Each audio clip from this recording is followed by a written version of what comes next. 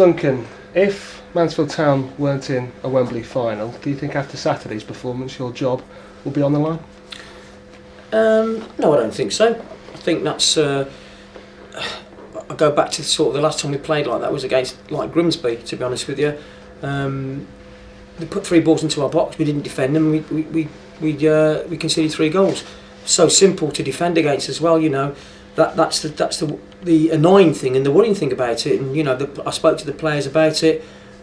You have to take responsibility. If you're in the box and there's a player you're marking, he gets across you, it's your responsibility to block him. They didn't do that, and they went down 3 goals. The only thing I can say that came out of the game, which I'm pleased about, apart from the own goal, obviously, is that you know, it would have been a 0-0 in the second half. We were down to 10 men, and we started to defend the way we should have defended in the first half. We had a couple of chances as well, to be honest with you.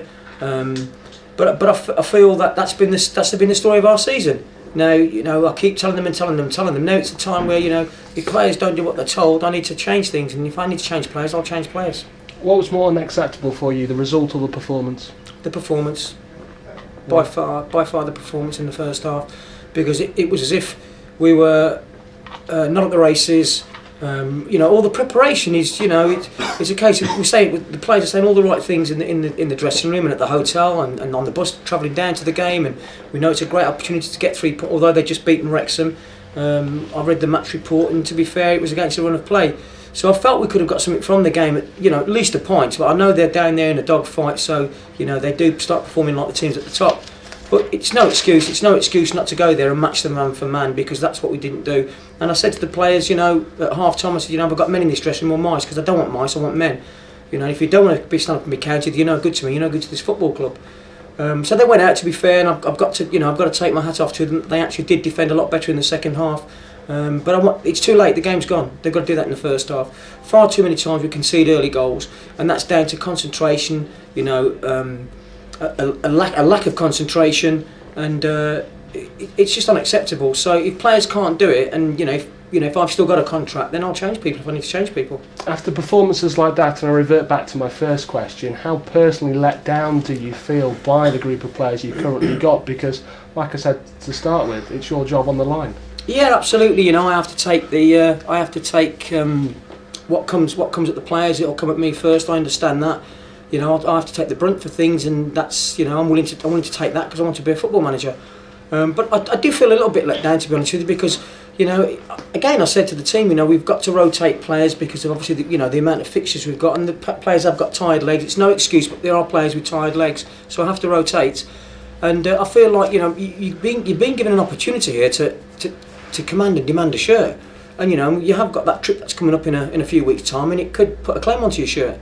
So really, you know, the ball's in the players' courts. Really, I know that I hate to say it, but the old Wembley-itis, I call it. You know, I think some people might have that in their minds, and I'm told them again and reinforced it, get it out of their minds, because I'm not interested in that. What they've got to do is they've got to go on a run of games now in the league to make sure when they do get to Wembley that they're in the right frame of mind, and they've got a winning culture about them. It's no good going to Wembley. The end of this month, having lost all your games, you know, you can't go in there with any enthusiasm, with any drive and real desire to win a game, I don't think.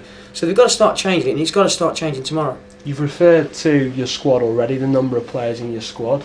Have you been given the resources, do you feel, since you've taken over as manager, by the board, to actually produce a side that could be higher in this league? The only problem was the players I tried to get hold of, as you know, was gazumped on them, and the other players, there was players that were far outpriced, players that weren't as good as what I've got here.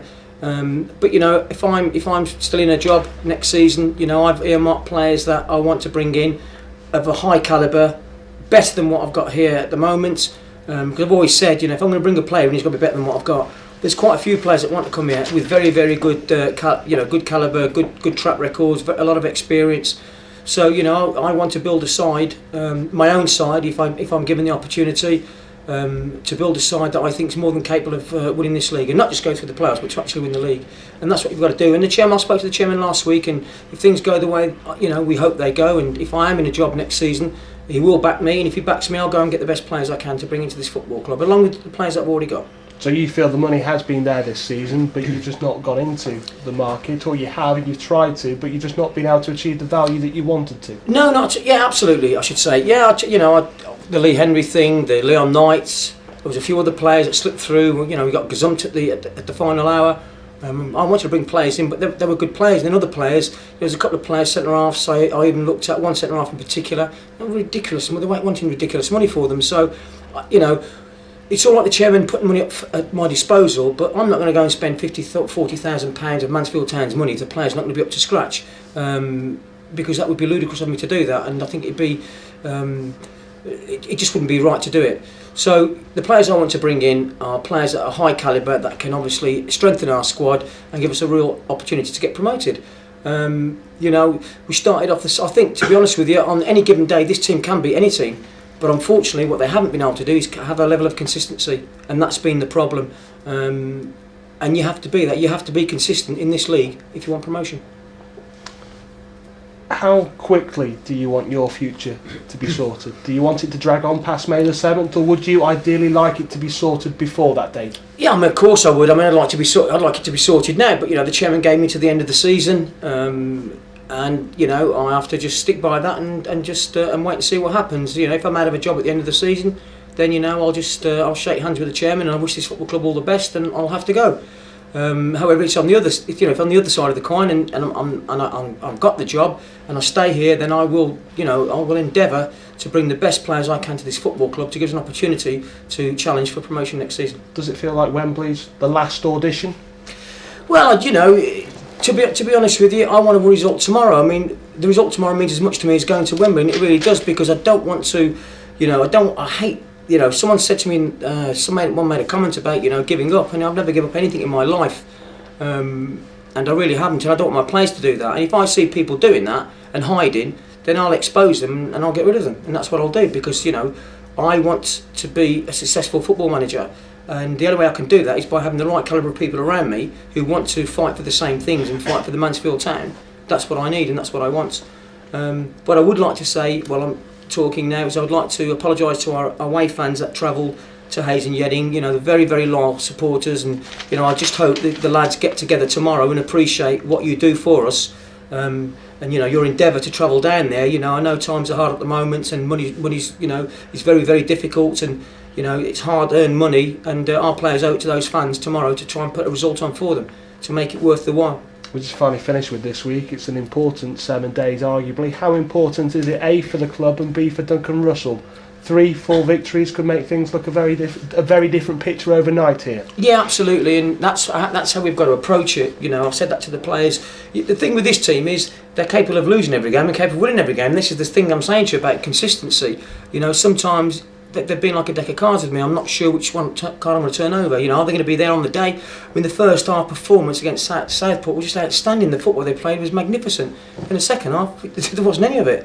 And they're the bits that frustrate me. They really do, because you can see, and I suppose the fans can see what they're capable of. So it's got to come down to your will and your desire as an individual to recreate and continue to perform at the levels you can, and not drop your standards. And 3 victories this week, would it safeguard you? Do you think? Well, I would hope so. They're all going to be tough games. We know that. Barrow had a great result the weekend, as you know, because they're in a dogfight.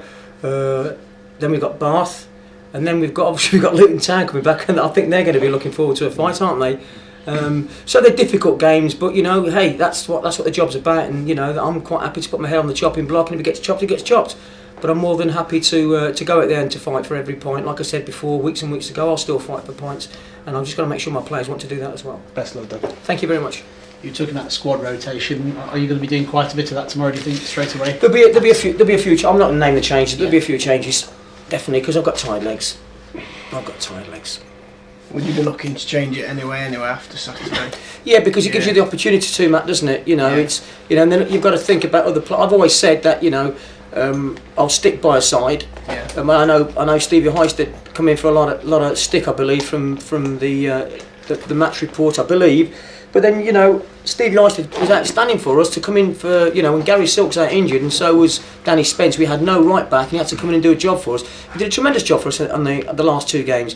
He didn't have a very good game on Saturday. I understand that, But you know, he's not a right back. But you know, hey, he had to fill in for us and do a job that no one else could do.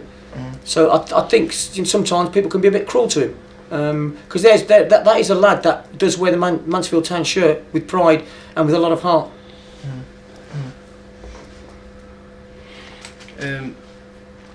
Is Ashley Kane any closer? Yeah. Yeah. Yeah. But he's not fit for tomorrow. Yeah. He is fit. Yeah. Right. Okay. That's that one then. And I'm very very happy about that one. Yeah. What about goalkeeping wise? Where are you Well, going Matt. Well, obviously we've got Collett and Groffy. I can't really blame Groffy for the goals, to be honest with you. And No. you can't blame him for the goal. You were there, Matt. You can't blame him for the goals. No, Bad defending. Bad defending, because Groffy's been outstanding for us, as you know. But do you feel you need to get Collett some match experience if he's needed? It's when it's. I mean, you know, I'll probably have a look over there. Probably it might feature on Thursday or Saturday. I don't know yet. Obviously, Alan Marriott's still out, as you know. He wasn't in for the photograph today, to be honest with you, because his wife she's expecting. I think she's had a few twinges today, so he didn't come in today. Where's his priorities? Absolutely, that's what I think. That's what I think. It's natural. That's natural. He's not going to get his arm clawed here on that, is he? So yeah, you know, it's. I feel there's if these players want to play and want a result, they'll get it. Yeah. And that is a fact. It's down to your attitude. That's really what it's down to. And you know, I hate players that hide. I really do. And I've had a few that have hidden over the few weeks, you know, and I've dug them out. To be fair, they don't need to be named by me now, but I've dug them out and spoken to them, because I won't accept it. I'm not accepting anything but 100% commitment to this football club.